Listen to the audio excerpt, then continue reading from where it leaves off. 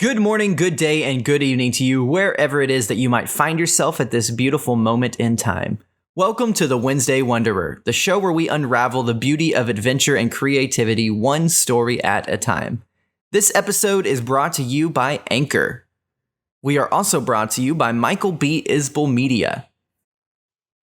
At Michael Isbell Media, we specialize in online branding and massive campaign content creation for any company or brand to help boost your visibility online. Using the power of content writing, photography, podcasting, and videography to reach your community where they already spend their time and attention. As well as our direct branding and consultation services, we have helped thousands of brands across North America become more efficient and save time and understanding on their creative process by making easy to read and understand digital tools that will walk you through the steps to building out your brand in a massive way off the work you're likely already doing. Shop Michael Isbell features a broad variety of merch that you can pick up to show your support for any of the shows under MBIM's network, such as The Wednesday Wanderer, M&M's for Breakfast, or any of my own content with creative designs constantly being added in for purchase. Be sure to use the coupon code TWWSupport on shopmichaelbisbell.com to receive 20% off your entire purchase, whether that be digital or physical products. That's TWW Support on shopmichaelbisbell.com. Reinhardt Kenneth is a professional photographer and world traveler, creating content in line with his gypsy lifestyle and nomadic nature out of Los Angeles, California. Reinhardt works in the fashion industry with Vouge Italia, capturing portraits and creative work to best represent his passion. In this episode, Reinhardt and I dive into his passions in photography and traveling, creating and spreading his positive message in everything he does. We go through niching down and focusing on one thing as opposed to being variable and spreading your talents in a broad spectrum. Life in California and living in the center of where things happen, how faking it till you make it isn't as effective as embracing your journey and failures, and so many other awesome topics. So without further ado, I give you Reinhardt Kenneth.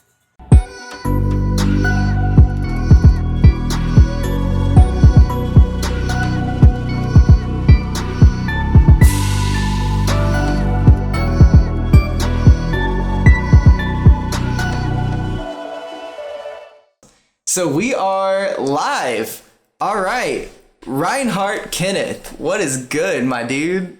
Welcome to the show. Thank you. Welcome to season 2. It's season 2. It's the kickoff. I know. Dude, how did I not get like champagne or something, Like, I mean, we've got whiskey, I don't know, but like, I feel all like my friends are like, oh, we're doing like no drinking November. Oh. And they're already like sending me like screenshots of how like her and her boyfriend were like texting each other how like they're like, oh, I'm dying, and she's like, should I get vodka? And I'm just, like laughing. That's hilarious. I know. Yeah, I did Sober October for a while, but then I got the same thing. Yeah. But then I got hurt like on the 20th, and I gave up on it because like I had this bad wreck, and so it was like I was in a lot of pain. I was like, I need to smoke some weed. Like, there's no way I'm about to sit here and be able to like get all this work done. And like once I get home after a long day of work, I come home and I have to start this whole podcast thing. God. Dude, I was like, there's no way when I'm in pain. Like, there's no way, So I want to hear it in your words because I don't want to butcher it. So I feel like you can always say it better than I can. Wow, okay. Tell everybody that may not know who you are a little bit about who you are, what it is you do, and kind of what you got going on right now. People don't know me. It is a big world out there, Hi, I'm Reinhardt Kenneth. I am a fashion photographer. Mm-hmm. And, yeah. I mean, what else? Everything else is open to interpretation. Yeah. All right. Awesome. So how long have you been doing photography? You said 7 years, right? 7 years, yeah. Yeah, that's a long time. That is a long time. So you basically have like a doctorate's degree in photography. A doctorate's degree in photography? Yeah. Isn't it like 7-8 years, right? Because you do like 3-4 years. Honestly, I feel like if it wasn't for photography, I'll just be like, what? Like, just like not functioning a lot of times. So I'm like, I have no idea, but probably. Yeah. Probably. How did you get started doing photography? I was 14 years old, and I was in a very early midlife crisis where I was like, what do I want to do with my life? And I was just like, do I want to like live a life that I'm probably not going to be excited about and happy about? Or do I want to be an artist and like live my life to the fullest? Do I want to be mediocre, or do I want to like strive to be, you know, the artist that I've always wanted to be? So and it was around the time where like I was like edgy and I like was on Tumblr all the time, and then like everyone was like posting their photography work, and I was like, oh, maybe photography shot not just like overblown pictures with like really bad vignette filters, right? And I was like, oh, I actually like this. So like, yeah, I mean, I got into photography thinking I was like, maybe this is gonna be a one-time thing, maybe this is gonna be a hobby, maybe I'm not gonna do it, you know, whatever, maybe I'm never gonna use a camera. So I, you know, was just shooting, and I got into the website for Vouge Italia at 15 years old, and then like the rest was history. And and for those that may not be familiar with your industry, can you go into a little bit more about what Vouge Italia is? It's Vouge Italia. It's Vogue. I mean, so like, is that like it's Vogue, like Vogue magazine, like the best thing in the world. Okay, so you say that like everybody knows. Everybody knows Vogue. Come on. I mean, come on. Everybody knows Vogue. I don't know. I feel like there's definitely some people listening to this that probably don't know what that is. It's Vogue, like Vogue. No, like, I know what it is. Yeah. I'm saying there's probably people listening to this right now. It's a fashion magazine. Yeah, like probably like the Magna Carta of fashion. Yeah. So it's much like, you know, if you were looking at actors, where would you place Vogue with the other fashion magazines? Like who? Like people that are actors right now, you know, like big actors. Who would you say is the Vogue of acting? Ooh, right now? Yeah. Lady Gaga and A Star Is Born. Okay. Yeah. Oh my God. I gotta give you some props for that. That was bomb. Like I was actually super surprised at that whole performance. Like I know she's a good actress and everything, and I was like, you know, she's bomb as fuck, but I was like really surprised with how good it was. Yeah. You know, I was not not expecting that emotionally. Like, it was super captivating. I almost think like it's so good that I almost think that like she's really sad there. Like when she's sad, I like really feel like it's real. Yeah. And then it's like it probably is, and I feel like it's just like it's so beautiful. Like the whole thing's just so beautiful, and like I feel like, you know, it is what it is. Yeah. I mean, it's everyone's new obsession. She should get an Oscar, and everyone's petitioning for it. Yeah. Yeah. So if you don't know what Vogue is out there for the people, because I have a lot of people that listen like in Arkansas and Oklahoma and those places that I used to live, and that's not something that people talk about very often. Fashion magazines and that whole world. It's not sell Vogue. You know, yeah, it's they like sell Vogue there. I know they sell it, but people don't talk about it. It's not like it's different. Like, I mean, what do you think about the difference of, you know, like different places of the world and like California specifically? It's like I think that people have more freedom to kind of think about things like fashion. Well, I mean, here, okay, you know? like I personally, like, this is funny because like just LA in general, and not even like talking back about Vogue, I just feel like LA has this sort of like LA is almost a filter to the world for people who are either too good to be where like to like, you know, be where like they're from, as in like, or too talented, or too, I don't know, pretty, like, or to this or to that, like people who generally just have a dream, just people who want to pursue for more, people who think they're meant for greatness. And it's just so interesting to see that, because yeah, there's a lot of people who are doing amazing, but there's also people who are not, and it's romantic in the sense that it's like it's so, it could be so tragic, but then it could be so, you know, like inspirational. Yeah. And I feel like going back to it, like, why do people care about fashion magazines here, or you know in places that are that have more freedom? I just feel like because it is a part of a culture. Yeah. And the revolving world around it, I just feel like it's exciting to always see what the new obsession is, and what like it's interesting. I just think it's really interesting. Yeah. Because it's like, there's like, I feel like being an artist to me was me like staying away from like, you know, because what I told you was like, did I want to be an artist or did I want to be mediocre? Right. And I feel like I like these things, and I used to think like, you know, oh, maybe growing up, like maybe these things don't matter or like anything. But then like now they matter because I feel like I'm living out my purpose and I'm living out my truth and I'm living, you know, that life. Yeah. And I don't know how to word it any better. I just feel like it's a feeling. It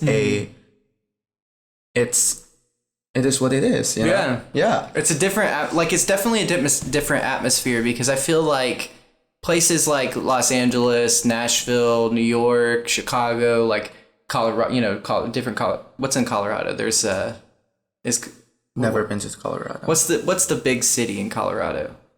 Houston? No, that's in No, that's Texas. Wow, I am blanking out on my geography. I failed Dude, geography. I feel weird. I failed geography. That's like, it. Oh, okay, yeah. That's the one. I was failed like, geography at 8th grade because like I didn't know what was what, and I just like wrote like a whole like ramble. Oh, dang. Filled with big words. Yeah. And I got like such a bad score, and I told him, I was like, this is open to interpretation, like the world is. And I think I like kind of outsmarted the teacher. Oh, like ended up like getting a good score. Like he like changed the score. It was such a funny story. Like it went from like 30 out of 100 to like 80 out of 100. Oh wow. Yeah. How did you do that? I just outsmarted him. I was like, this is open to interpretation, like the world. Yeah.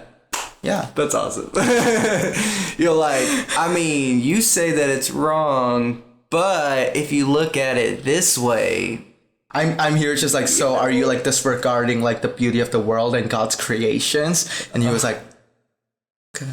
I was like kind of like counter like backing at him. I was just like, the universe has my back and he doesn't have your back. Yeah. I think he just felt bad. Dang. So, yeah. So do you just do, I mean, not like it's do you just do that? No, I don't just do fashion photography. I also do, I'm getting into celebrity photography. The words kind of like I used to like use it a lot, but like it sometimes feel almost dirty because it's like, oh, he's just fashion. Not fashion. He's a celebrity photographer kind of like thing. And I'm here just like, but which celebrity? Like, you know what I'm saying? Yeah, I'm working with celebrities, but like also it's like, oh, like, you know, I just feel like it's celebrity is such a big word, and you're like, you don't want to be, oh, like I take pictures of celebrities kind of thing, because then like what different am I than a paparazzi could do? You know what I'm saying? It's not, I feel like now that I'm in LA and now that I'm like kind of like 21 years old and now I'm kind of like living this life, I'm here just like everyone's pretty much just a human being, and like that's how I see exactly the world, exactly like that's it doesn't why matter like who you are. What's different between celebrity photography and like people like, you know what I'm saying? It's just like a bunch of stuff. I feel like I go by fashion because I feel like aesthetically I'm really inspired by fashion, and I'm really into like, you know, just fashion as a whole, you know, thing. So yeah, I mean, have you ever thought about like starting your own merch line? Because what I was going to ask is not just if you do fashion photography, but I was going to ask, do you just do photography? And I use the word just lightly because I understand there's a lot that goes into photography. That's not do I just do photography? Yeah. Really? Well, no, I mean, I go out to eat and stuff, but like, yeah, just photography. But do you do like any marketing or social media stuff? You just do photography? Like, yeah, I do my own social media. I mean, I'm a millennial. But it's just surprising. Not the best word to use. It's just surprising that you just do photography. Like I don't really hear very many people that like just do the one thing. Like usually you're a photographer, you like also make videos, or you also like do social media, or you also do this or that, you know what I mean? Like, yeah, I feel like everything else that I do just revolves around my photographic work. I think really that's cool. Like the best word I can like, you know, use, because it's like I feel like everything in the end surrounds my photographic career. And like, let's say if there's like a little bit of video info or anything else, then that just has to do with my photography career. So yeah. That's cool, man. That's really cool that you're so focused on like what it is you want to do. I feel like I am. Like I think like the first time like people like meet me, they think I'm like not focused, but like I'm actually really focused. Yeah, I can tell because like that's the only thing that you like are doing or focusing your attention on is photography. Exactly. Like and I mean, more power to everyone who does like 50 things at once. like me. Like that's all. More power to them. I'm so like, how do you do it? You know. But at the same time, like I'm not I'm very similar to you. I'm not doing anything. Like it's not like I'm going out of my way to like do all of these things. That's just how I am. Like I go and I start my day just like everybody else. You're your own employer and employee. Exactly. It's just like I start my day just like everybody else, but at the end of the day, I've just usually produced more results. Like it's not like I'm doing that on purpose. That's just who I am. I just feel like the most comfortable at doing photography, and I feel like I'm I feel the strongest at it, and to me it's like I prefer having more quality than quantity. I think that's just who I am, but like it doesn't really speak for other people. I mean, if you're someone who can do like 50 things at once and like make it work and make it amazing and make it beautiful, then like more power to you. Honestly, I have respect, like major respect. So I'm not like, I just feel like it is what it is. Yeah. No, I have mad respect for the fact that you can stay focused to one thing, because that would drive me crazy. Like if I was just doing photography all the time, I would lose my freaking mind. Just because, like... It's a spectrum, though. I mean, like, the end result is just, like, those pictures, right? Yeah. But, like, in the end of the day, it's also, like, the process of setting up that shoot, I feel... Right. ...is already so much. Like, meeting a client, meeting an acquaintance, meeting a referral, and making sure they're not crazy. Right. Sorry. No, that was a joke. But like that, right? And then like setting up a mood board, setting up a concept. What do you want to do? What is it for? How are we going to do this? Blah, blah, blah. And then going on this actual shoot and like setting up a mood and then like setting, making everyone happy and kind of just like going through it. I feel like it's already so much, and then there's like retouching all the photos, right? And then there's always like like where are the photos gonna go? Is it, if it's for a client, then I'm just gonna hand it, but like if it's for a magazine or like if it's for this and that, and it's just like going through all those steps is already so much. And I feel like that's that's me not just being a photographer, that's just me being I don't even know the word, like an artist. I am, maybe, right? So I feel like the whole thing is already such a process that I feel like it's already artistically draining in a good way. I feel like you should train yourself artistically, and then in the end of the day, it's it's a process. It's major teamwork. I owe it to like all the fantastic people who's been in my team. So yeah, I mean, pretty much it's an image making process, and I happen to be a photographer. Yeah.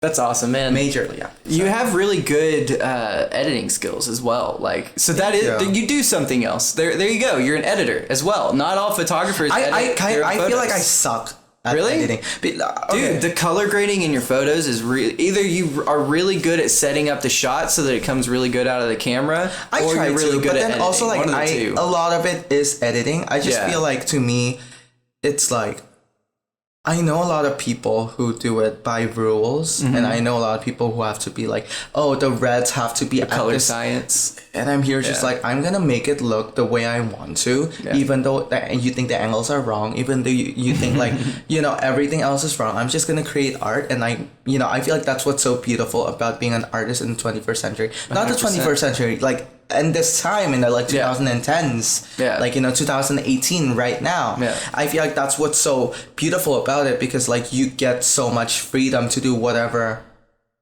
you want, whatever you want, and be able to express yourself as an artist. And in the end of the day, just do it for a living. And it's funny that you use the word express yourself, because we've been talking about this on the podcast for a while. Like a lot of season 1, we talked about this.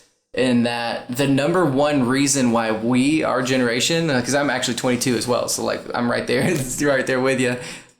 People our generation can literally do whatever we want to for one reason: communication. The internet has rapidly increased this communication barrier that we used to have, and now everything's immediate. It's there. I had this conversation actually with someone the other day. They were like, every time there is something bad that is happening in the world, the youth immediately becomes a group of artists. Yeah. Everyone's an artist. Yeah. Everyone's a photographer. Everyone's this. Everyone's that. They want to create something to express their feelings, no matter if they're like Pablo Picasso or, you know, your neighbor. Yeah. Like skill wise, right?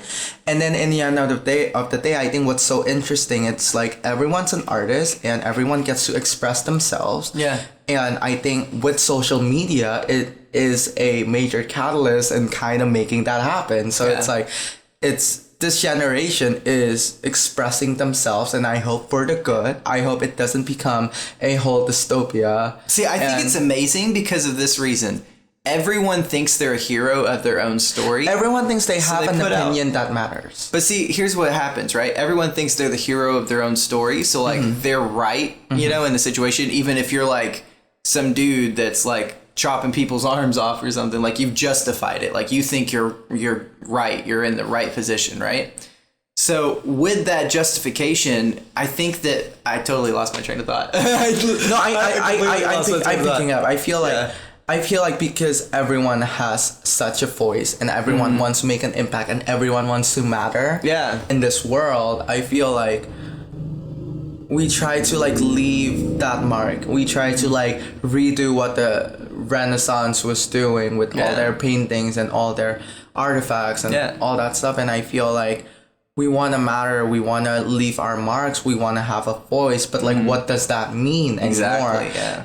I'm doing what I'm doing. I used to think it's because I want to leave my mark. I want to like, which is still true, which is like on some point, like just very, you know, I want to inspire others and all that stuff. But also in the end of the day, I feel like if you're lucky enough to be able to do what you're doing and no matter what that means, and hopefully in a positive light, I hope no one's like getting like their arms chopped off. Yeah. I feel like, well, I remember where I was going with that. I was going to say that person has justified it to the point where they think that they're right. Yeah. So when they post out there what they're doing, they post that they're the king of their own story. You know, like they're winning. And here's what the internet does. It instantly gives you the response to what it is that's going on. I feel like you post a picture of some crazy shit, you know, leading up to what would lead up to you chopping somebody's arms off or something, like somebody that has like that kind of a mindset.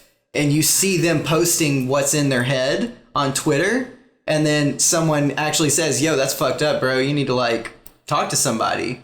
And then they stop and they have to think, oh, wait a second.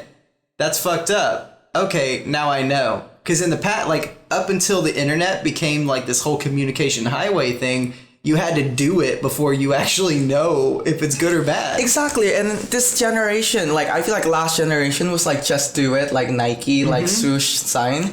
This generation's like literally like, just fucking do it. Yeah. Like, it's literally an elevated version of that. I think it's interesting too, because it's like just do the good what things. You were saying too, because it's like the internet in a way connects us. It connects everyone together into a pile of hopefully good stuff or nothingness. The good rises to the top. Exactly. Because whenever you look at YouTube, for example, like let's just use that as an example for a platform.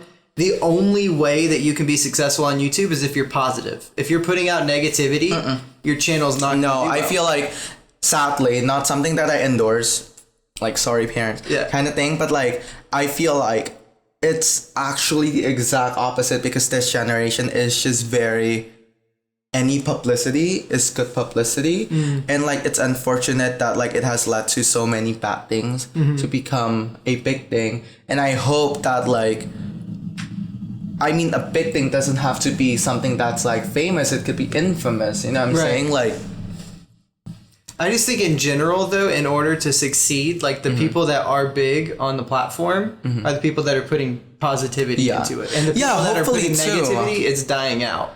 Hopefully so that's what I'm saying is like when people look and they see, oh, in order to be truly successful and to actually have that last and not to just be able to be successful for a year, cash out and be out of the business and nobody sees me again. Yeah, true. I don't want to be a positive. I've got to be out there. I've got to be putting value into the world. I can't just expect the world to give to me.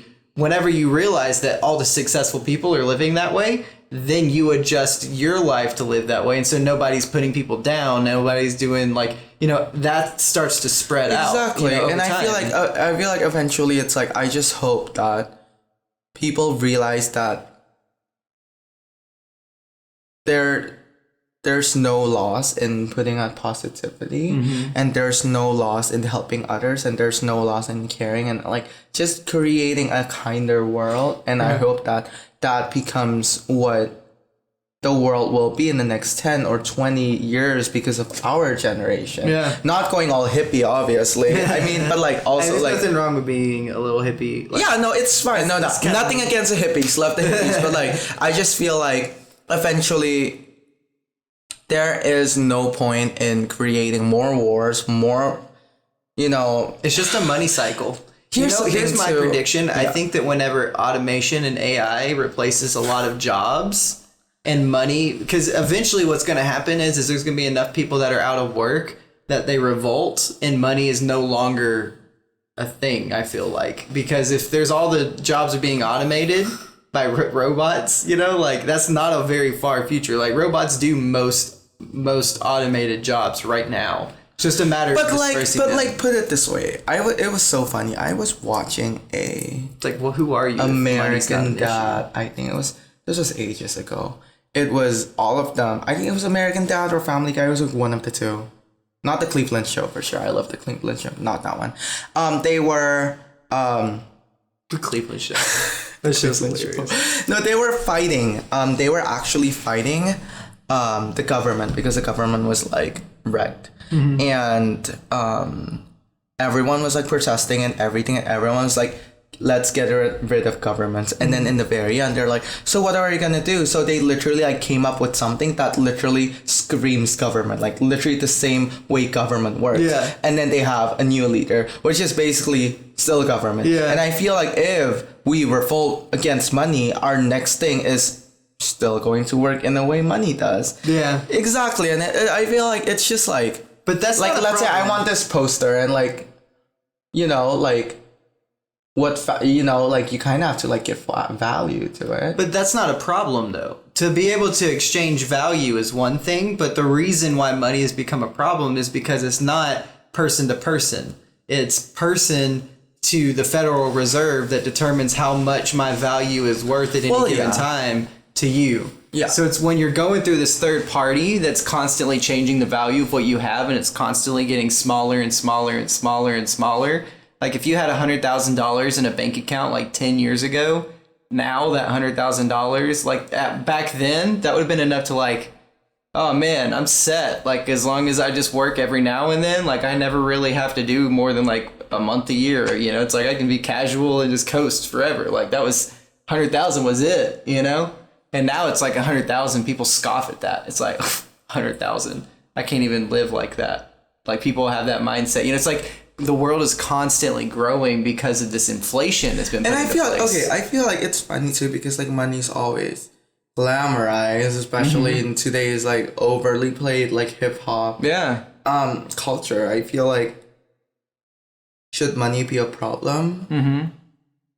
In a certain point, yes.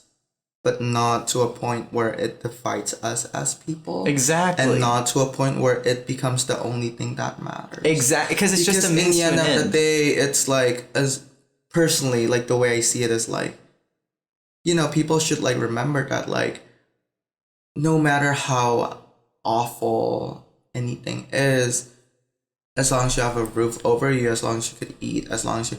Wow, this is depressing. Just like that sort of like mindset. But that's the truth. Like, when you're literally living better than most of the world still, and you should be grateful, and you should feel blessed, and blah blah blah blah blah. If you're an American, you're in the top 1% of the planet. Yeah. Like, that's an actual statistic. That is a true... Like, they've looked at the If you're numbers. not American, you're in America, that's like probably really good too. So yeah. Probably. It's like, that's crazy to me. Like, and I just I'm saying like, people forget how blessed they are. I was saying if you live in the country, it doesn't like you don't have to be a natural born. Like, if you're living here right now, yeah, exactly. I feel if you're able to survive in this place, you're in the top 1%. And it's just like, it's interesting to like see it. Yeah. Like, money talk aside, don't want to talk about money. Yeah, no, absolutely. No more We money. talk about it a lot, but we talk about it from this perspective because it's important for people to understand that it's a tool. It's a means to an end. Like, money is just there to make sure that you're able to do the next thing. It's almost like an Easter egg hunt. Mm-hmm. Exactly. So I see you've got all these tattoos. I want to know. I have like 2 tattoos. Okay, so what do you got? You've got. People are always like, world? you have tattoos. I'm like, I have like 2. Okay. I'm not like. Well, I just saw I'm that. not like I saw punk the and 2. tatted. I mean, like, nothing against that. Like, you have a world map here. That's awesome. Yeah. That's dope, dude. Yeah. This is actually sentimental in a way. Really? Yeah. How so? I was in high school, Mm-hmm. and me and my friend was like, we were listening to this one Gaga song called Gypsy, and we were always like, Another shout out to Lady Gaga. What's up? talking about Gaga the whole night. I didn't walk in, like more like love her, but like also like didn't want us to like turn it into a fan club thing, whatever. But this one song called Gypsy, and it basically says the song's basically about not having a home and traveling all the time and not wanting to be alone forever, but it's fine, like the gypsy, like not having a obviously Indonesia's my home and I love my family and love my parents, like shout out to them and all that stuff, but like also like not having a home in the sense of like traveling the world and making the world my home, like having a home everywhere. And yes, of course, now that I'm like, I've seen it all, now I know where home is, and it's with the people I love. Not necessarily a place, not necessarily a country and all that stuff. But like, this tattoo meant so much because like, I was like, I wanted to be a gypsy, and I was talking to one of my close friends, and right after I graduated, everything just started happening. Like, me and my mom's a really like renowned fashion designer. Went to New York Fashion Week, she won an award, and it was just like, ever since then, I started traveling, and like the world just like kind of changed for the both of us. Like things just changed. Like the world changed, the way the world or people were. Like obviously not the people close to me. Like I obviously like still see them the same and them treating me, but like just so many people were like, everything was different. Everything seemed different. Like I just knew that night that everything was gonna change, and here I am, in this hat and suit and no shirt underneath, talking to you about life. And that's, I think that was that night just kind of made that happen. I was kind of like traveling after that. I went to LA for the first time, went twice actually, went all over Asia to shoot, just kind of like lived out my life being an 19-year-old kid. And this tattoo meant so much because I got it when I was in LA, and I was kind of like slowing down. I wasn't traveling as much. I feel like living in LA is like already so much traveling. I feel like you go to Santa Monica, and then you go to downtown, then you go to Hollywood. It's like 3 different like cities already. So it's like, oh my God, I'm always in a new like situation. But like looking back at it, I feel it's just like ultimately this tattoo was me making the world my home. And this is a tattoo like that sort of like, that sort of like gypsy mindset, like, like not having a home to me changed as like the world becoming my home. And like, I will always remember where I come from, and I always like will remember, like I made sure like Indonesia was really like there, because a lot of like versions of this tattoo don't really have the smaller islands, and I want to make sure that was there because like to me it's like it's so small in the world, which is my home, but like in the end of the day, if you play a Pokemon game, it's like everyone starts from a small fucking town and makes it as a Pokemon champion. And that's just like, honestly, like where I'm at right now. Like I feel like I'm like fighting all these like like getting all these gym badges and kind of just like going up to that, and hopefully, you just gotta keep living out. Yeah, just living out my purpose and living out. Hopefully my very best life, no matter what that means. I think that living your best life just means that you're happy in the moment you're in. No, exactly. That's all you have. You don't know, like, I feel you never like, know. No, and it's interesting too. I feel like when I was flying back to LA early this year, because I went home for Christmas, I was just thinking to myself, I was like, because I traveled so much and being young and not being around, your family and your friends and all that stuff, and just making friends on the road, which is beautiful, but like, feels lonely. You just feel empty sometimes, and it's not the best feeling in the world, and going like it was to a point where I was like going on a flight or on a train ride or like literally just in another city every single day. Like literally I would wake up and then go somewhere else, and it was crazy, and it was like beautiful, and it was adrenaline pumping, and like I wanted that life, and I was living it like right, like be careful what you wish for, but like in a good way. But then like it became like to a point where I was just like, I went from being in high school romanticizing my future and just not really doing anything. Yeah, I was like shooting in it, but like not really. To me, living out that truth, but like in a way not being able to just stop and not do anything and like kind of relax. And that just became a whole thing where I was just like, I wanna create art so much that I feel like I was like excessively drained artistically. And then it was to a point where I was just like finding myself again in a way where you have to like fall apart to find yourself again, put back the pieces, make it, you know, a new mosaic kind of thing. And like, to me, I feel like early this year I was thinking to myself, I was like, I think I like LA. I think I'm happy. I loved meeting everyone back home and kind of just like having that little interpersonal thing going on. And then like, I just went back here on a plane ride and I was just like, I think I'm happy, and I think I am living on my purpose, and I think I am becoming the artist and the photographer that I always wanted to be. Not to a point where I feel like I'm like, oh my god, I'm like the best thing in the world, like not that at all. But like, you know, just like being able to do what I love the most, and I feel like, you know, nothing is more rewarding than that, and nothing is like I just feel enough for myself for the first time, and I was happy about that. That's really awesome. So I want to know, I want to talk about the switch, like where you became serious. But first, I want to go back a little bit further and talk about Indonesia. So tell me a little bit about that. Like, what was that like growing up? You know, like what was the country? Like, where you lived? Like, what did it look like? I'm from Surabaya. It's the second biggest city, but also it's not like, you know how like LA is like where everyone goes to visit, like a touristy spot? This would be just like, think of like a big city, not too big, not a touristy destination, but like the second largest city. Okay. So it was big. It was a big city. And I just feel like growing up, I was, in a way, I just always, like, I would say the word outcast, but not in the sense that I was an outcast in general. I was in the group. I was social. I was a very social person, and I was like, just really like, you know, I'm really social. I'm always like, I'm really outgoing. I'm really everything. But like also in the same time, I feel like I didn't belong in any category. Dude, I'm the exact same way. I feel like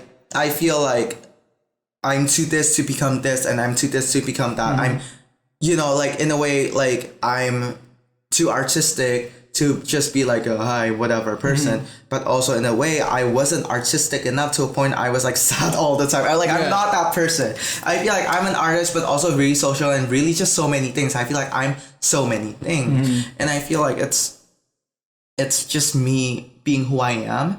And you know, growing up was beautiful. I mean, like, you know, I was very lucky to be raised by such amazing parents.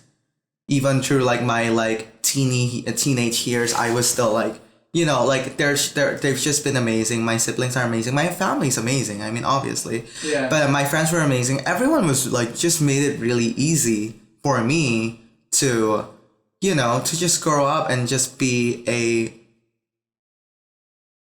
who I am right now, you know, and I owe it up to them, obviously. But like also looking back, I just like growing up, I feel like I wasn't enough for so many things. In a way, like I just feel like it's one of those feelings where like it's selfish looking back at it, and I shouldn't like give myself shit for it, but like it just feels like it feels to a point where I feel that I wasn't necessarily like, how do I say this? I feel like, let's say I was an artist, right? But like before photography, I felt like, oh, I wasn't good enough. Or, oh, I'm this and this and this, but oh, I'm not that enough, or I'm not this enough, or I'm not like, and like just like little things too, little trigger things that like happen in my childhood, like my friend just being like really mean and saying a mean comment, or just like little things like that, where I feel like I've grown up thinking that like, yes, I'm loved, yes, I have like everything, like literally I'm in a really good environment, but like deep inside I didn't feel enough growing up. And that's why I feel like once I found photography, and like I wasn't really seeking validation, but like I feel like so many things when I was young was so so many things I achieved. Like I was at the Louvre, I did Vogue Italia, I did Art Basel by me, and like all this when I was like 14, 15, 16, 17, like me being a nobody, me like, I still think I'm nobody, but like just me not having any connections, me not even living here, me never being in, like never even like having been in the United States or Europe or all these places I was getting featured at. So just like that to me, that made me feel that like that to me like in a way filled me up, but like a little like part of me just didn't feel enough still. Hi. So yeah, that became a thing, and then eventually I just feel like now I just feel enough, and it is what it is, and it's beautiful, and yeah. Dude, honestly, I feel like I answered like 5 questions the whole time. I feel like I'm killed it, bro. Yeah. Honestly, like for me, I 100% connect with that, because whenever I was a kid too, like growing up in high school and everything, I was friends with everybody. And it wasn't even anything that they said, but I just felt like there was this disconnect. It was like I wanted all of these things, and I felt like I was kind of being looked down on because of what I wanted and because of the dreams that I had, Like for senior year, for example, I literally for every single day would go get my lunch, go to the practice room, play piano and sing and do all that stuff, like for hours and hours and hours every single day. And it's like, I would have friends, I would hang out, I would go to parties and stuff, but like, I never liked it. Like I don't even really drink anymore. Like I smoke weed every now and then, but like, I don't even drink. I don't like the way it makes me feel. It's not a like pleasurable, like fun thing. Like I drink it and my stomach feels weird. I'm just like, ugh. It's interesting that you like in a way brought that up, because the way I see it is like, I remember my friends asking me, and this was me already being at the Louvre in a like really big group show, but like the Louvre, like literally where Mona Lisa is at. Like, not everyone can say I've been at the Louvre. Yeah. Like, you know what I'm saying? I haven't even been there physically, and like, dude, I'm stoked because next year I'm just going on like a Europe trip. Yeah. Basically, because I'm going to be working remote full time in the next like week or two. By the time you're seeing this episode published, I know you guys live are hearing this live, but when you see it published, I'm probably already remote and probably already out of the country. Like by the time this is posted, so I'm excited. It's coming. That's dope. That's dope. Congrats. Thank you. Well, the Louvre. I was at the Louvre. Yeah. And I was at Vogue Italia, and I was like doing so much. And some of my friends were like, "Are you sure you want to be a photographer? Are you sure this is for you? Are you sure you want to do this for a living? Are you sure you have a style? Are you sure you're like good enough?" And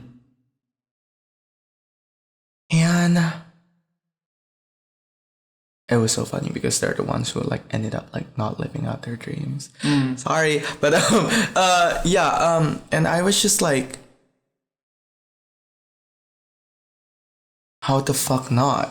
Right.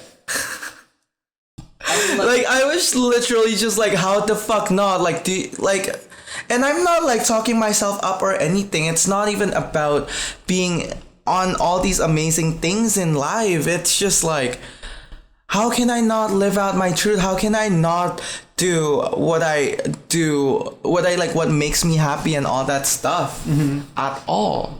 Dude, honestly, like if you're not doing what makes you happy, it's not worth it. Exactly. And it's like, and there's another person who's like, oh, so like if you do photography, like what do you like, what are you gonna do, like how do you get paid and all that stuff?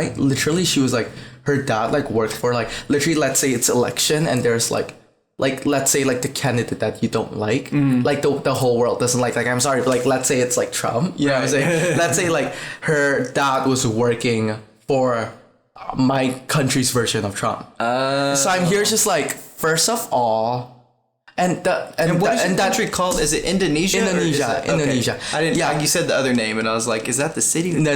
Surabaya is the city. Yeah. It was so funny because like and the guy's racist too, to like, you know, like the race and all that stuff, and I'm here just like, you traitor, like, yeah. And you had the audacity to ask me that. Yeah. You know what I'm saying? And it's like, it's not with me putting down anyone, but like, she's the kind of person who like would go to like LA and Vegas and all these places on a tour and literally like go down the bus to take a picture with Las Vegas and then like go to another city. Oh. Like, how can you like already not live out your life like that and then like ask me like how I'm gonna live my life? Like, because I'm sorry, but yeah, you're missing out, bro. Like, yeah. Dude, okay, you know, so I want to know what you think about that. Actually, that you brought up a good point in there. What do you think about this generation of like fake it till you make it?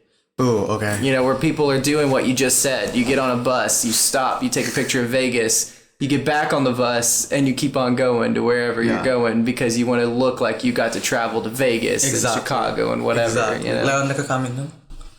Yeah, it's so basically the question was about like fake it till you make it. Right? Yeah, like what do you think about this whole environment of people that are kind of faking? Okay, happy man. Yeah, I'm telling him to record. I want to post this part. Oh yeah. Hi, sorry you guys. I'm just like real quick. Okay. Yeah, so the whole fake it till you make it this generation, I feel, it's interesting. It's really interesting because, and I'm not talking about how like people. I'm not talking about people's skills or talents or anything because everyone to me can do whatever they want as long as they put their mind and soul and everything into it, and hopefully they're good enough for it. Yeah. And all that stuff. But like also in the same time, it's like LA itself, and I'm talking about LA so much not because I obsess over the city. I just feel like the city has this such unique energy and such unique things that only.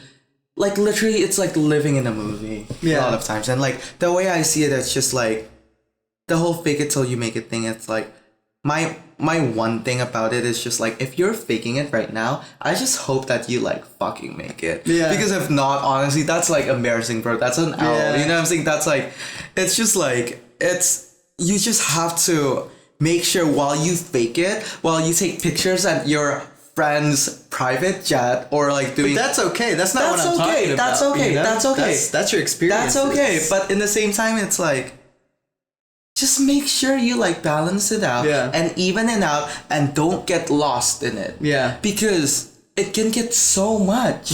It can get so much. All the parties can get so much until you're like, let's say you want to be a photographer, let's say, and you're I like do photography actually. Yeah. And it's like, let's say you're like, okay, I'm gonna move to LA and become a photographer, right? And then you're like, oh my god, yeah, like, okay, so like, you go to a party and then you meet this really famous person who you want to work with, and then you take a picture, and then you go to another one, you meet this other actor, and you meet a director, and you meet another like a big photographer, and then like one of your friend like ends up bringing you on a yacht trip and doing this and doing that, and like of course you don't want to miss out, but like at the same time it's like while you fake this, make sure you're making it too, make sure you're, yes, it's a process, nothing's overnight, you're not going to be overnight famous. Everyone who's overnight famous is like has like worked so long to be overnight famous. And I feel like it kind of goes back to what you said earlier to like what is famous? What is famous? What is making it? What is like I just feel like just make sure that you're healthy here and here. If you're happy with where you are, I think you've made it. If you're a plumber and you make $30,000 a year and you come home and you feel satisfied and you go to sleep happy because you make people feel safe, you've made it, my friend. Exactly, like, and it's like I just feel like the whole fake it till you make it is like, let's say you have a goal and let's say you're like showing the world like a fake version of you like already living your goal, and then like you just forget to like reach that goal. That to me is a failure. Yeah. And I just hope that like people who are faking it right now, and maybe I am too. I don't know. I don't think I am, but like maybe people think I got am it too. with the photography. I think you're doing it. I just feel like don't be that person at the party who's like, yeah man, I'm a photographer, I've been doing this for and then you see their work and like they should still fucking shoot on automatic. Like don't don't be that guy. Yeah. Don't be that photographer. Don't put a bad name to us. You know what I'm saying? Yeah. Don't be that person who like shoot. Like it's fine if you want to shoot hot girls and everything, but don't make that a whole preferred thing and give everyone a bad name. Don't be a photographer because it's cool. Be a photographer because you have a goal and this is what makes you happy and blah blah blah blah blah and etc etc etc. Just like make sure while you fake it, make sure you're on your actual way to fucking making it. So you're doing the work. Exactly. You're doing that hustle. You know? Exactly. And then if you're doing the work, here's the thing. Like, one of the things I kind of wanted to clarify for you guys watching, like, even if you fail, it's okay to fail. Exactly. Like, it's okay to fail because as long as you've been putting in the work and you can look back and say, okay, I just fell short. Think of it this way. This is like a weird mindset that I do. It's like, let's say me and you are in a... Let's say in a game, let's say one of those like Tekken fights, whatever, right? And then like, let's say for every time you lose, you get 1 point, and every time you win, you get 2 points. Okay. And then like, think of it as like, okay, like let's say we're like playing, and then like I win 5 times and you lose 5 times. So I technically have 10 scores and you 10 points and you have 5, right? And then I feel like, oh, I'm satisfied. I have 10 points. I'm not gonna like pursue this again. Yeah. But you keep on like doing fights with everyone. Yes, you lose. Yes, you win. And then like in the end, you'll probably have like 150 and I have like 10 still. Yeah. Why? Because it's like, because you're not afraid to fail. I've like, for every single wins I have, for every single beautiful like best shots I have, there's so many failed ones that it's not even funny. For like a 10 photo shoot, I probably have like a $5,000 photographs. Yeah. It's like, if you're afraid to lose and if you're so scared of what other people think of you, then then you're gonna lose forever. I'm sorry. You know what I'm saying? There's literally like, you have to warm up, you know, you have to like, you know, the world's your battlefield. And if you're not gonna, you know, like, if you're not gonna, you know, like a diamond, like the way you see a diamond, you kind of have to like, you know, when diamond are up, you kind of have to like scrape it with other diamonds in order for the diamond to be beautiful. And maybe it hurts and maybe it's fine. Yeah. And I guess like now I'm being 21 years old, I feel like now I know it's fine to, and it doesn't mean you're not good enough. Doesn't mean you're not enough. Maybe like back in the day, it was a fuel to me. It was like gasoline for me to keep my fire going. Now for me, it's like me telling my younger self that like, hey, it's enough. Like, it's funny. Like, I was back in the day, like all my like magical, I call it magical because it's like, it's always like magical shots, right? That's always like beautiful shots. On all my magical shoots, it was also always me doing it on high adrenaline. Like, I would like not eat or drink the whole day. I would like be so close to like passing out or like something, and then I would get the perfect shot, and I wasn't being healthy with myself physically, even though my heart and my mind and my soul was like being so, you know, pumped up and adrenaline driven and everything. I just feel like I become another person. Now I feel like I recreate that, but still eat at the shoot, drink at the shoot, socialize with people, function as a like the person that I am right now. And I feel like the adrenaline comes in once I like realize that, like, let's say back in the day I only work on my own. Now I have people helping me out and assisting me, and like I just want to make sure that my like creative team isn't only like aesthetically making it pleasing, but also like becoming like the best mental support that could, you know, because a shoot could be so much whatever. Yeah. So like eventually in the very end, to me, looking back at it was like, now I feel like being 21 years old, I'm consoling that kid and telling him like, yo, there's another way you could like maybe turn on music that could like pump you up, maybe. I don't know, you know? So yeah. What's like the craziest thing you've ever done? Oh my God. Like the most intense shoot, like shoot wise? You know, you just, the craziest thing. Hi. Hey, Harley. Gotta love Harlow. Always trying to come say hello. It's me at every single party. Right? The craziest shoot I've done so much, man. Wow. I'm just like trying to like look for for real. I was shooting in New York in Times Square, and I probably almost got hit by buses and cars like so many times, and it was giving my mom anxiety because it was for her life. It was crazy because I was just like shooting on the side of the road, and like I was trying, like, almost gonna get hit like so many times, and my mom's just like screaming every 2 seconds because she was being an artist but also being a mom, and I'm just like it's embarrassing. Yeah. Kind of thing. I did that, but like that's not even that crazy. No, that was kind of crazy. I feel like one time I was shooting really low, like literally like laying on the ground, and then I could feel like the vibration of the city. I could literally feel that was like kind of adrenaline pumping. What other crazy things have I done shoot wise? I've done so much that I feel like. What's like the number one shoot that sticks out in your head? Like, well, that one was crazy. It's not even in my portfolio anymore. I love that shoot, but like, could be better. That is pretty crazy though, because like I don't think people realize how hard it is to get those shots in the street. Like, yeah, and I just feel like in order to get a shot, you just have to like. To me personally, it's like you just have to like put so much more on it. Like, let's say like add a hair flip, add this, add that, kind of just like, you know, add layers and layers and layers and layers and layers on top of things. I just, wow, what's the craziest thing I've done on a shoot? I feel like all my shoots are kind of crazy. Okay, let me ask you another question. Top 3 favorite places you've ever shot? Candi Borobudur in Indonesia, which used to be, or maybe still is, the 7 Wonders of the World. I really was really honored. It was like my actual like first fashion campaign. It was with my mom for her line, and that line honestly became legendary. Like you know, like so much power to her. Love her. And how did your mom get into doing? We'll get into that. Yeah. That whole thing was just like that place was just such a beautiful, spiritual, monumental place, and just to be able to shoot there as like creating a vision to me is such an honor. Number 2 would be maybe I'm more than 2. Maybe I'm more than 3. I have 4 maybe.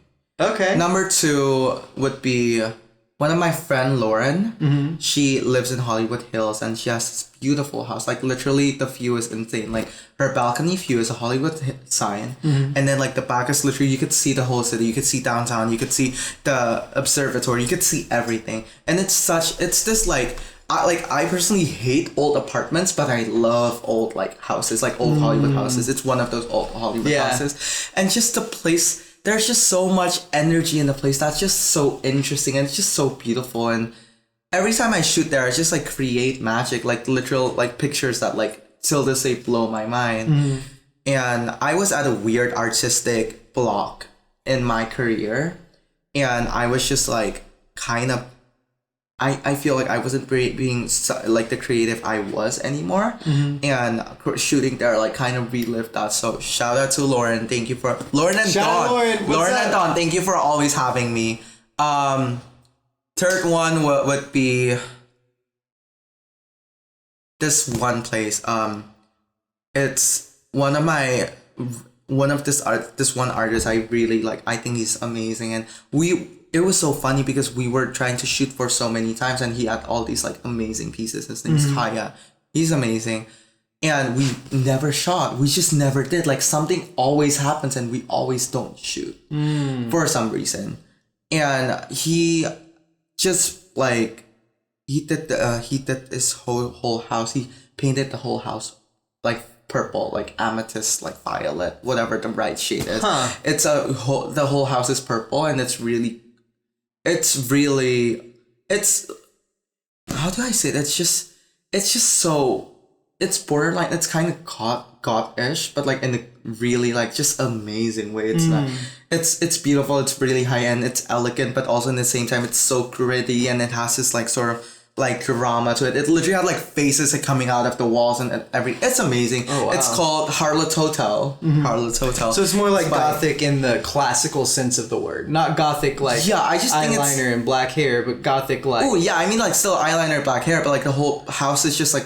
It's just really... I'm saying like there's different words. So like I have a lot of Southern viewers, so I'm just making sure to distinguish. Right, yeah. There's goth as in just like really high end, really just like a beautiful place with so much life and energy, like just a beautiful place. Like think castles, like medieval castles. I would, but like also all purple and really pop artish with like heads coming out of, you know, it's like out of a really intensely amazing, beautifully set design build, not in a disgusting smelly way, but like in a beautiful, let's say you're in I was gonna say haunted house, right? But like not really haunted house. I would say like it's like being in Wonderland almost. Yeah. In the twisted Wonderland. Yeah.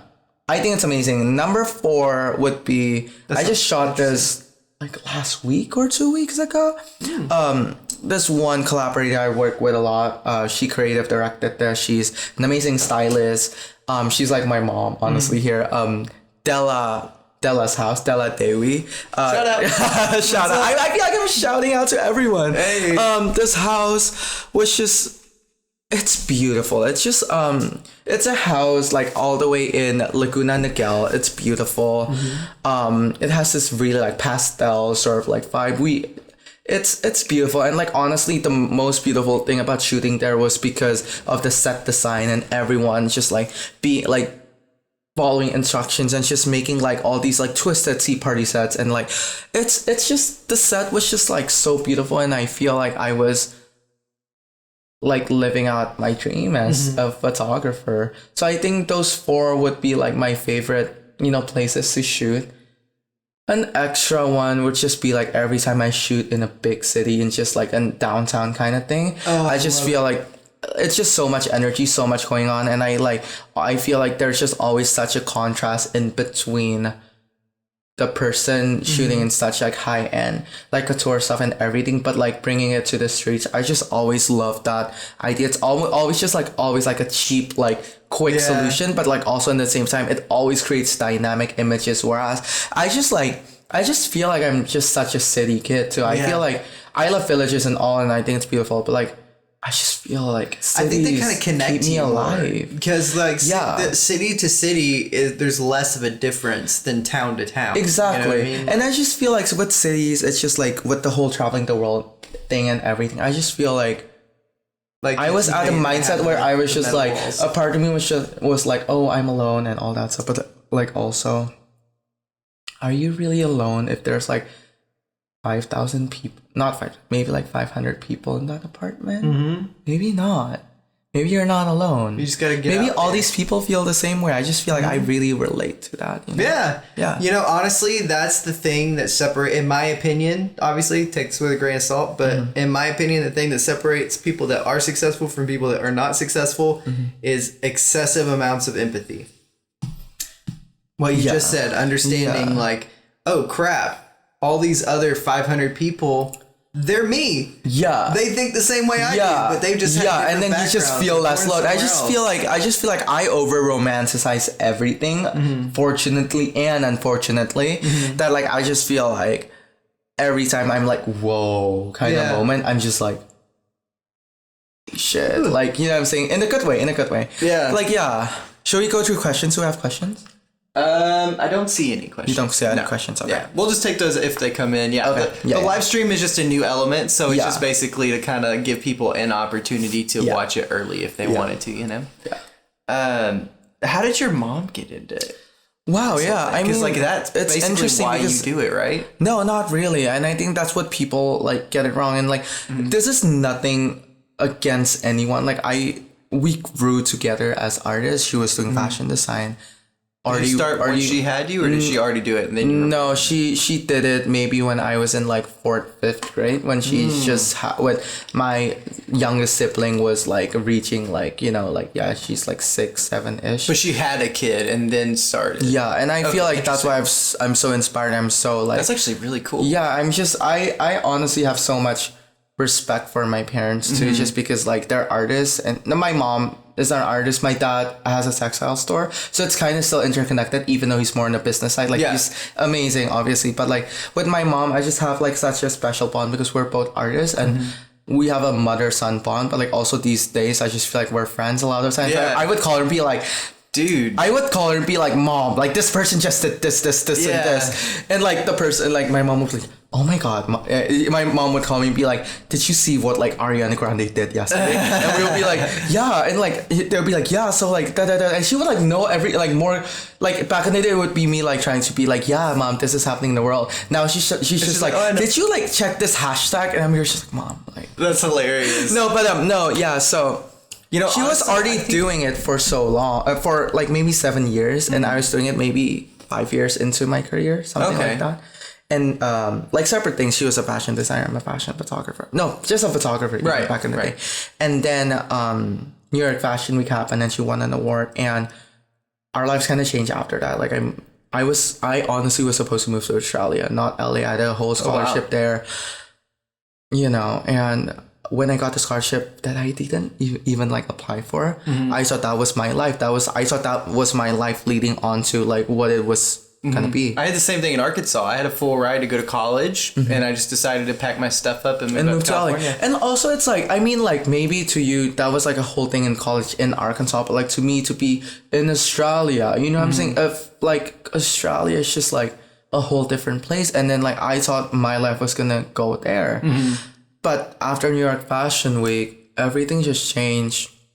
I ended up having to move to LA, and I mean, it was bittersweet because like also in the same time, like fuck yeah, LA, but like also like I was throwing away something that was so valuable and all the things that could have happened in Australia. I was like sacrificing that for this, right? For I don't know, this podcast. I don't know. Like, you know what I'm saying? I just like it was bittersweet. It was really bittersweet, but it was also beautiful. So everything just started happening, and we worked closely a lot. Like I managed to get in touch with a PR for her, and I work really closely with them too. They're amazing, and yeah, I mean, since then, she's doing amazing. Honestly, she's like my idol. She's my fucking hero. I think like it's really cool that she's doing it while having kids, because I think that one of the biggest also our things... kids are like, you know, my youngest sister is in like middle school. My brother is gonna go to college soon. And I'm 21. Sadly, I'm fucking old. But she's been doing it for a while. But it's like the reason I say that is because a lot of people give up on their dreams when they have kids. They use it as an scapegoat to say, oh, well, I can't make it now. Well, her dream like really reignited after kids, and maybe we're there and we're inspiration. And I mean, it's just amazing the way I see it, because like. And you got to see that firsthand. I just, like, yeah, exactly. Like it was like this year especially has been just insane. Like there's a period where this whole week, and I was dealing with like major stuff. I was moving, like, you know, my past roommate was like, it's a whole story, right? And I was just like, I was like at kind of low in my life, but also in the same time, we were working on so much for so long, and then like it all happened in that week for like, and it was like a bomb. It was like boom, like literally we started with her. She got Kasha, and we're like, oh cool, Kasha, and then she got Janet Jackson, and we're like, holy fucking shit. And then she dressed like a royalty, like a princess from Georgia, and we're like, where are we gonna go after this? And then a few days later, she dressed Ariana Grande at the VMAs, like the biggest night of her life, and it's. You know what I'm saying? It's monumental for her. And she just tried Nicki Minaj like a few weeks ago, and she's like doing amazing. And I feel like we're on our own lanes, and we intersect all the time. I always shoot with her stuff. It always intersects because we're both artists. But like in the end of the day, I just feel like she's just such an amazing mother and best friend and inspiration and human being and all those other things and artist and I don't know, all those things. And yeah, I mean, like, shout out to her, more power to her. And yeah.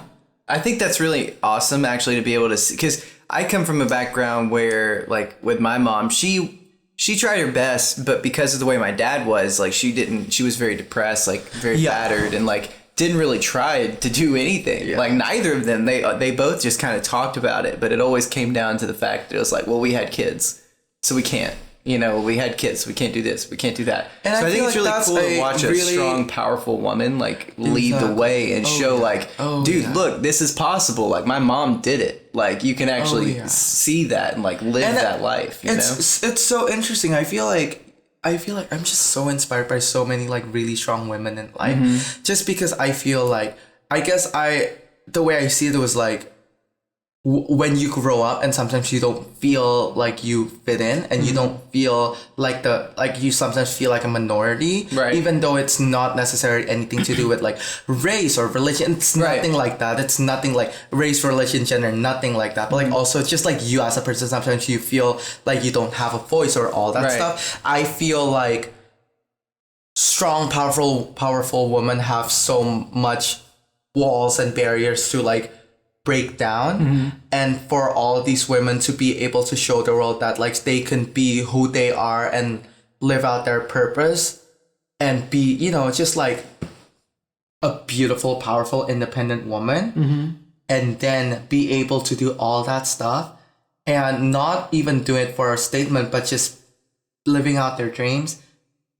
I think that's so inspiring. I think it's beautiful. Yeah. I think it's and amazing. not just women. I just feel like anyone who's been oppressed in their life by society or by anything and be able to prove the world. Yeah, 'cause I you just think eliminate that's the such an excuses. inspiration. Yeah. You know, to be whatever it is, to like kind of like fight that and kind of like take away. Yeah, I mean, you eliminate excuses. Excuses are like the Exactly. number one reason why things don't get done. Like you have two hands, two legs, all that stuff. you are a And human being. Do you know what no the matter chances what of your being background born are? is. Exactly. Do you know, like, literally the chances are like 1 in 100 billion or something like that to just be born.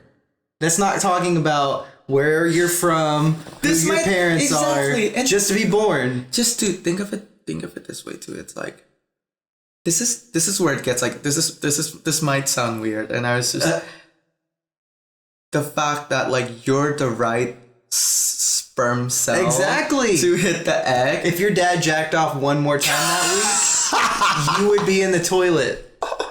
I know. Sorry. That's how close you are to not existing. No, dude, and like think of it this way. Think that's of crazy. Think of it this way. Let's say it was even the wrong sperm cell to hit the egg. You would have been completely a different person, or maybe not even yourself. Yeah, 'cause maybe we you don't even wouldn't know how even that have works. the spot, and I wouldn't have the spot, and no one in this room would have that spot. We were born champions. Ew, that sounds so tacky. We were born champions because even then the right sperm cell hit it. You know what I'm saying? I think when you understand that mindset too, And like makes you more it would like it became a human being too, and like human being is still living right now, 21, 22, living out their lives, living in California, living in LA, if anything, and like you were born, you're alive, you woke up this plus morning. all the good shit that's happened in your life. Exactly, and like you woke up this morning.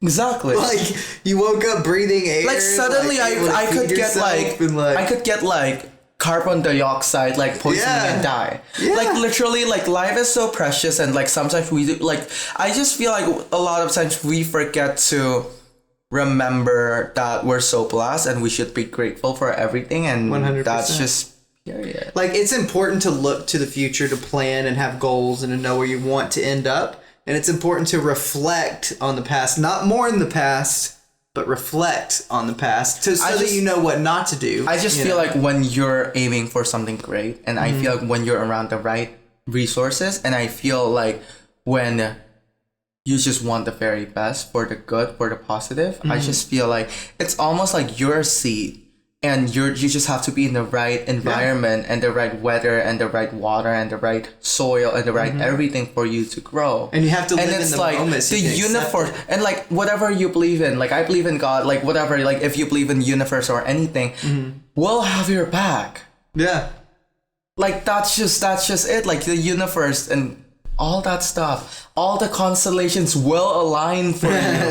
Things, whatever you believe in, like that's all totally these, how like it you know, like works living in too, LA, you like know? everyone's triggered. Like we have to go like Scorpio moon and Taurus sun and Right. whatever. Like more power to them. Sorry, like, you know, like thinking about that, it's like the fact that you're being put in a place by God in like a certain environment and all that stuff. And then like if you make sure you're planning yourself in the right environment and with the right people and with the right resources and all that stuff, and you have all that like right stuff for you. Because if you're working towards something every single day and putting in action every single day, Exactly. If you you're water, gonna get it. if you water your seed and then like get the right stuff for it, then you're gonna make it. Yeah. That's just period. It's just formulas. That's Exactly. it. That's like all the it is. universe will have your back. Yeah. Like, chill out. I think people don't realize that. Like they don't realize that it really is just it's an equation. Like you put in the elements and you wait, and the only variable is time and talent. Exactly, and maybe some I people mean get luck there is the easier, thing, some obviously, people but like whatever. you know, I'm not lucky, I'm blessed. Yeah, that's cliche, but like I'm not lucky, I'm blessed, and that's just how I want my mindset to be forever. I don't want to be all like, oh, like lucky to be me, right? You know what I'm saying? It's not. And you're powerful, like just to be alive and be able to make the decisions that you can make as a human being. You could do whatever you want to do. Like you're a like human we were being born living in winners already. 2018. We were literally born winners. Yeah. Like that's And not you even. live in 2018. You don't live in like 1920.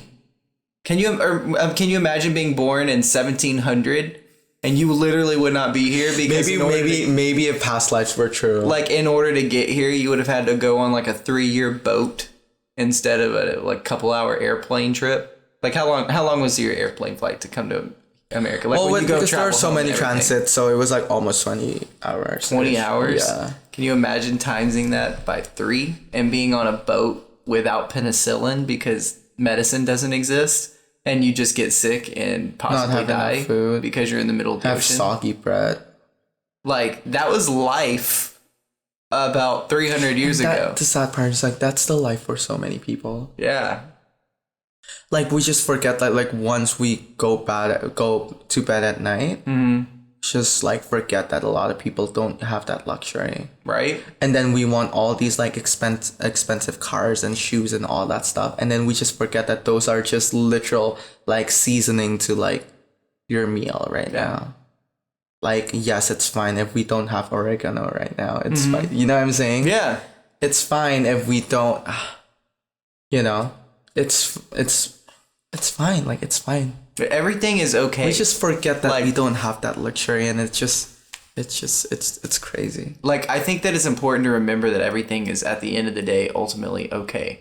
Like no matter who you are, where you're at, like Whatever you're dealing with, at the end of the day, it's okay. Like as long as you don't let yourself overreact and that's hard to hear for some people, but literally like as long as you don't let yourself overreact, you keep a cool head, you think through your actions before you do them.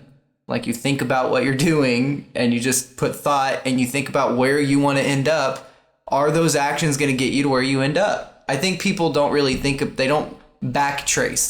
They look at the goal and they just blindly chase the goal, which has its merits. Like you might get lucky and like, make it and strike it and be whatever. But where success is the easiest to be found is when, and I think this is one of the reasons why you're more successful with your craft, is because you got to look at your mom and reverse engineer this mentality, this mindset, this way of being. You got to look at your dad, who also has his own business, and watch this mindset of a business owner and the entrepreneur, and like you literally got to watch what it's supposed to be.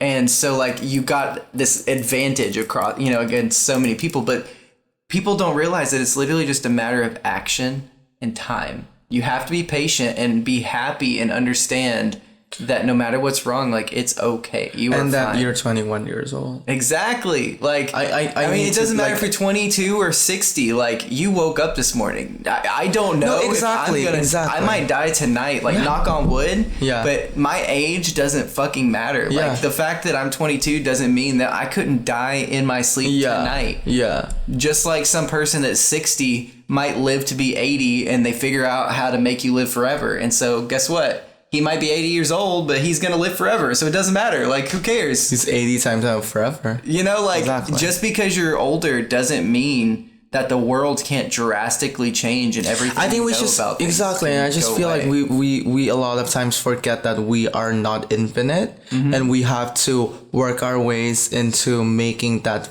finite matter become so close to infinite. Exactly. And that's what this is. Like what we're doing right now. We're building legacy.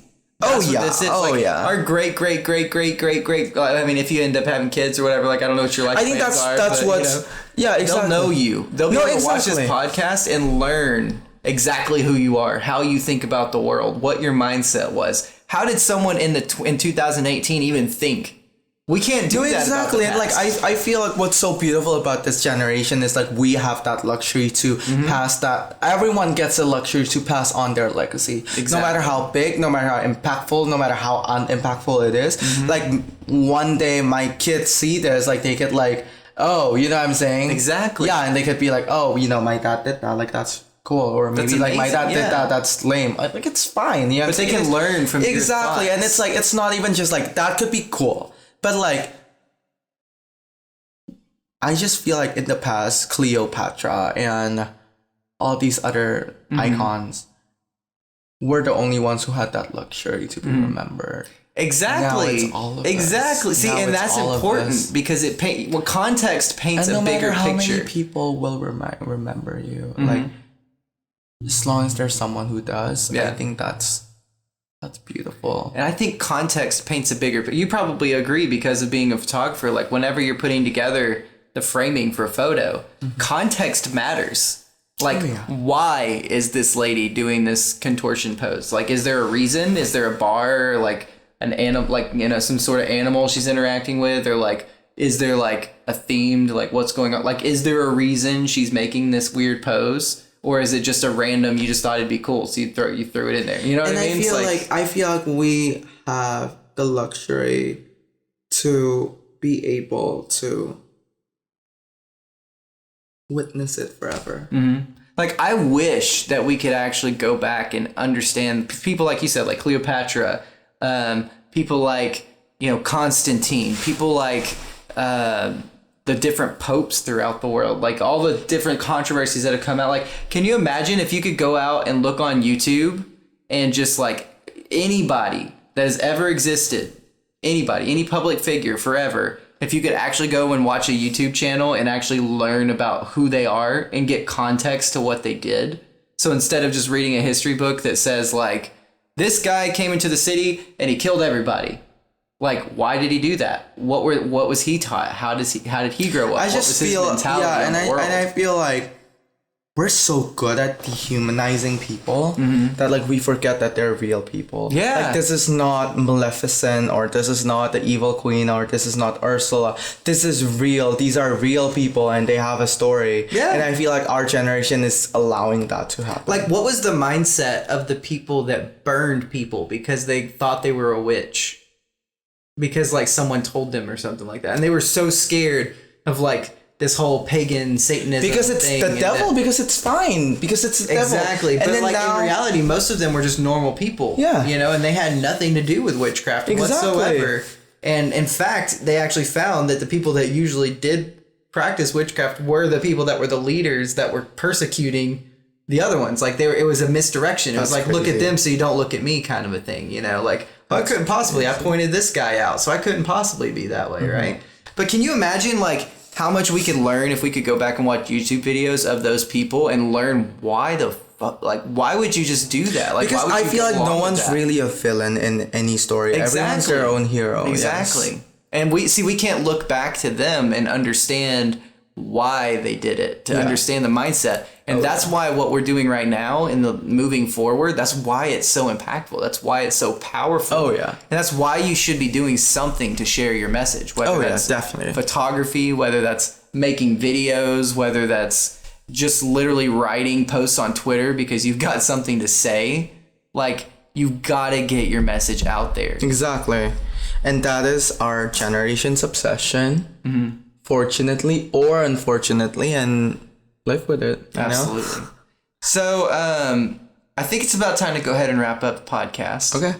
But before we go off, where can people find you? And do you have any last like final thoughts? I've been asking people on the end of the podcast now, so like directly to the camera, like if someone is just starting out, whether they're 18, 30, 40, doesn't matter. Well, you're just starting out, you're trying to make it happen. You have a dream, you have a passion, you want to do something, make it happen. What is your advice? Can I make it really dramatic? I'm like, boom. Do it. Go for it. Yeah. Oh my god. Okay, let's do it. Okay. I'm actually gonna do it. Oh god. Get it. Oh my god. I still have like glitter from Halloween all over my. Like, Oh. I know. What were you for Halloween? a gladiator, but my friend was filled with glitter, and that's how I got. What's the message, right? Yeah. I just feel like. Okay, one more. Like just people who want to make it, like as a photographer. Okay. Or anything.